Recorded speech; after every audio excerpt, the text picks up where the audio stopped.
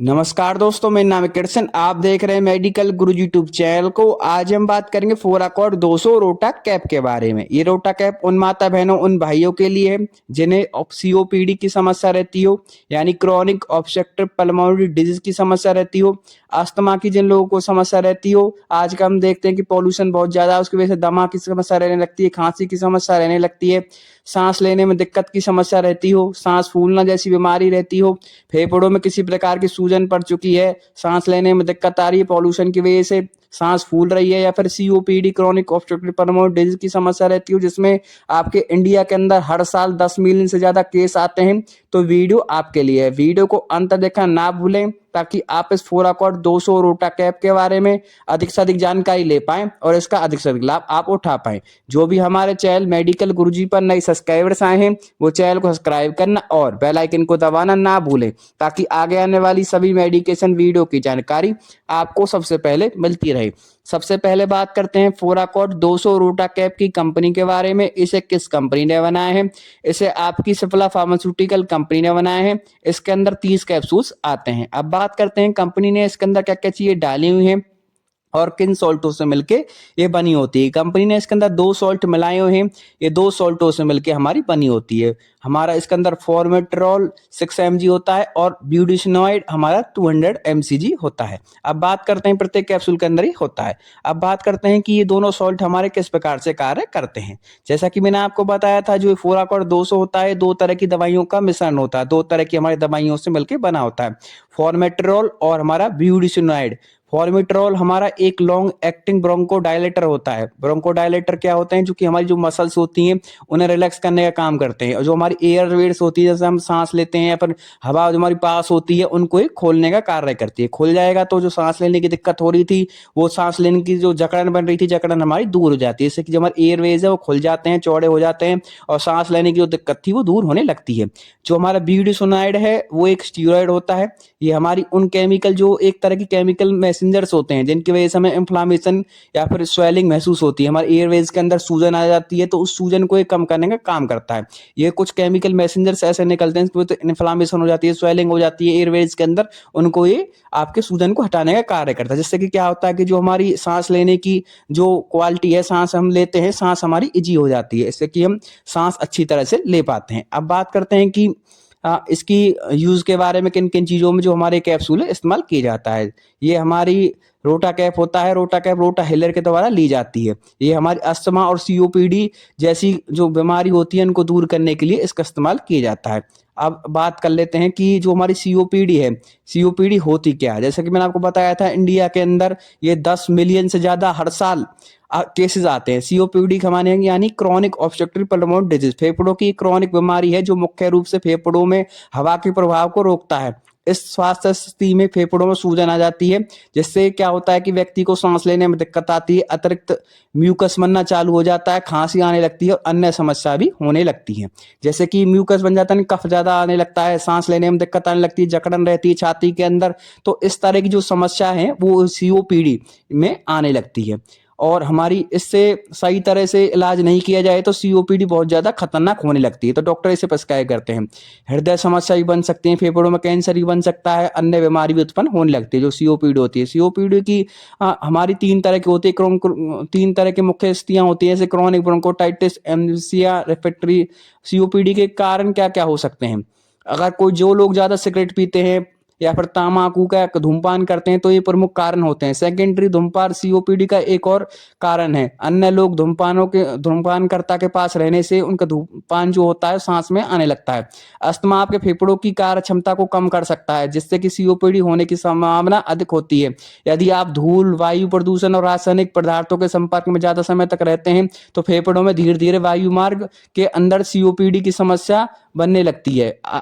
आयु भी एक अन्य सीओपीडी का कारण है। उम्र के साथ फेफड़ों की मांसपेशी और उनके अंग कमजोर होने लगते हैं, इसलिए सांस लेने में मुश्किल आनी चालू हो जाती है। तो सीओपीडी हमारी ये थी जो मैंने आपको बताया था।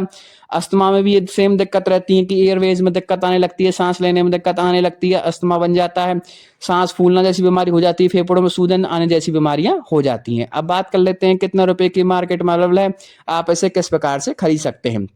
मार्केट के अंदर आपको 178 रुपये का ही देखने को मिलेगा।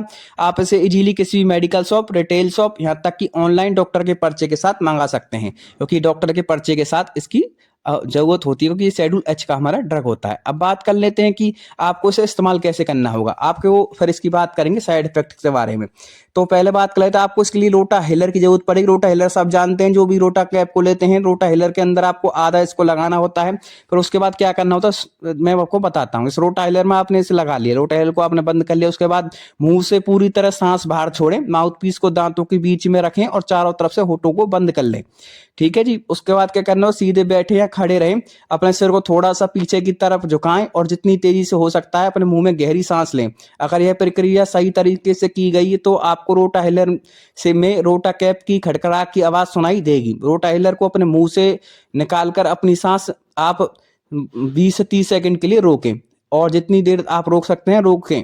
यह जरूरी है कि आप पूरा पाउडर खींच जाएं। इसको सुनिश्चित करने के लिए चौथा कदम दोहराना पड़ सकता है, जैसे कि मैं बता दूं किस प्रकार से। अगर आप दूसरा रोटा कैप ले रहे हैं तो नया रोटा कैप डालें, जैसा कि दूसरे आप जैसे कि आप नया रोटा कैप ले रहे हैं तो आपको हर बार क्या करना है कि वो जो रोटा के हिलर है एक बार उसे अच्छी तरह से साफ जरूर करना है। ये नहीं है कि आपने उसे इस्तेमाल किया और यूं ही रख दिया। तो इन चीजों का विशेषकर ध्यान रखना होता है। रोटा हिलर को साफ करने का तरीका क्या क्या होता है, इस बारे में भी एक बार हम जान लेते हैं। रोटा हिलर को दो हिस्सों में अलग कर दें। रोटा कैप के सोराख में खाली रोटा कैप अगर है तो निकाल कर फेंक दें। रोटा कैप के दोनों हिस्सों को साफ बहते पानी में धोएं, अच्छी तरह से छिड़क कर बचा हुआ पानी निकाल दें और दोनों हिस्सों को हवा में सूखने के लिए रख दें। रोटा हिलर को तेज ताप से दूर रखें। दोबारा इस्तेमाल करने के लिए रोटा हिलर के दोनों हिस्सों को जोड़ दें। अब क्या किन बातों का और ध्यान रखना चाहिए, रोटा हिलर को हमेशा साफ और सूखा रखें। रोटा हिलर का इस्तेमाल कभी भी गीलापन में ना करें। हर आपको रोटा हिलर आपको 6-7 महीने में चेंज कर देना चाहिए। केवल डॉक्टर के आदेश पर ही आप इसे इस्तेमाल करें। अगर आपके डॉक्टर ने जितनी आपको मात्रा बताई है उसके हिसाब से आप इसे लें। वैसे जो डोज होती है वो दिन में एक बार की रहती है, और कभी कभार डॉक्टर जो होते हैं अगर किसी को ज्यादा दिक्कत रहती है तो दिन में 2 बार भी प्रिस्क्राइब की जाती है। ओडी और बीजी दोनों डोज दी जा सकती हैं। तो ये स्कीम मैंने आपको दिखा रहा हूँ, इसके अंदर सारी चीजें बातें लिखी हुई जैसे जो मैंने आपको बताई हैं, वो किस प्रकार से आपको अप्लाई करना है, किस प्रकार से नहीं करना है, वो सारी चीज इसके अंदर बताई हुई है। एक्सपायरी की बात की जाए तो 2 साल की एक्सपायरी इसमें देखने को मिलती है। अगर वीडियो अच्छी लगी हो तो लाइक, कमेंट और शेयर करना ना भूले। साथ साथ हमें बताएं वीडियो को कौन सा पार्ट आपको अच्छा लगा। अब साइड इफेक्ट के बारे में बात कर लेते हैं। अगर आप रोटा हिलर को लेने के बाद किसी प्रकार की एलर्जी दिखाई देती है, किसी प्रकार की घबराहट दिखाई देती है, किसी प्रकार की बेचैनी दिखाई देती है, या फिर आपको इन दोनों सोल्टों से किसी प्रकार की एलर्जी है, तो तुरंत अपने डॉक्टर से कंसल्ट करें। बिना डॉक्टर के परमिशन के कोई मेडिसिन खुद से ना ले। हमारा चैनल किसी प्रकार से सेल्फ मेडिकेशन यानी खुद से दवाई लेने की सलाह बिल्कुल नहीं देता है। सिर्फ आपकी नॉलेज पर्पज के लिए वीडियो बनाए जाते हैं। तो आपको याद रखना होगा कि फोराकोट 200 के बारे में आपको सारी चीजें बता चुका हूं। फिर भी अगर कोई चीज रह गई हो तो आप कमेंट बॉक्स में कमेंट करके हमसे पूछ सकते हैं। कुछ महत्वपूर्ण प्रश्न के बारे में जान लेते हैं जो लोग पूछते हैं, जैसे कि ये अल्कोहल के साथ भी कुछ लोग क्या कहते हैं अल्कोहल पीते हैं, तो उनके लिए रोटा कैप ये सुरक्षित है कि नहीं? बिल्कुल असुरक्षित रहता है। अल्कोहल तो आपको पीनी नहीं चाहिए। और अगर आप गर्भावस्थी हैं, जो गर्भावस्था के दौरान अगर इसे सुरक्षित माना जाता है, पर डॉक्टर के कंसल्ट के अनुसार ही लें। डॉक्टर ने जितनी आपको डोज बताई है उतनी ही आप डोज लें। ये ना करें कि आपको 5 दिन के लिए बताइए फिर महीना भर के लिए बताइए, आप खाली 2 दिन लेके इसे छोड़ दें। इससे क्या होगा कि आपको स्टार्टिंग में तो रिलीफ मिल जाएगा, लेकिन दोबारा आपको वो सेम समस्या हो सकती है। तो कभी भी आप मेडिसिन कोई ले रहे हैं तो एक बार जैसे आपके डॉक्टर ने आपको डोज बताई है, रिकमेंडेड डोज बताई है, उतनी ही डोज आपको लेनी है। और ऐसा भी नहीं करना है कि आपको फालतू इस्तेमाल करना है। मान लीजिए कि आपको फायदा नहीं मिल रहा है, तो तुरंत अपने डॉक्टर से कंसल्ट करें। बिना डॉक्टर के परमिशन के कोई मेडिसिन खुद से ना लें। तो अगर आपको वीडियो अच्छी लगी हो तो लाइक, कमेंट और शेयर करना ना भूलें। साथ साथ हमें बताएं वीडियो का कौन सा पार्ट आपको अच्छा लगा। अब बात कर लेते हैं कि मैं आपको सारी चीजें इसके बारे में बता चुका हूँ। फोराकोट जो 200 का रोटा कैप, ये 400 में भी आता है, ये 200 में भी है। अलग अलग कंपनियों का अलग नाम से देखने को मिलेगा।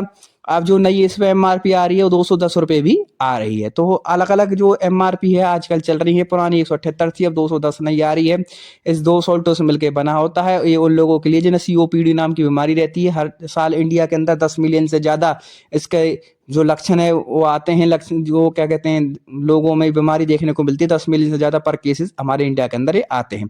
अस्थमा, दमा, सांस लेने में दिक्कत, सांस फूलना, फेफड़ों में सूजन रहती हो, सीओपीडी की समस्या रहती हो, तो काफी हद तक तक डॉक्टर इसे प्रिस्क्राइब करते हैं। तो वीडियो अच्छी लगी हो तो लाइक, कमेंट और शेयर करना ना भूलें। साथ-साथ एक चीज़ बिल्कुल ध्यान रखें, हमारा चैनल किसी प्रकार से सेल्फ मेडिकेशन यानी खुद से दवाई लेने की सलाह बिल्कुल नहीं देता है।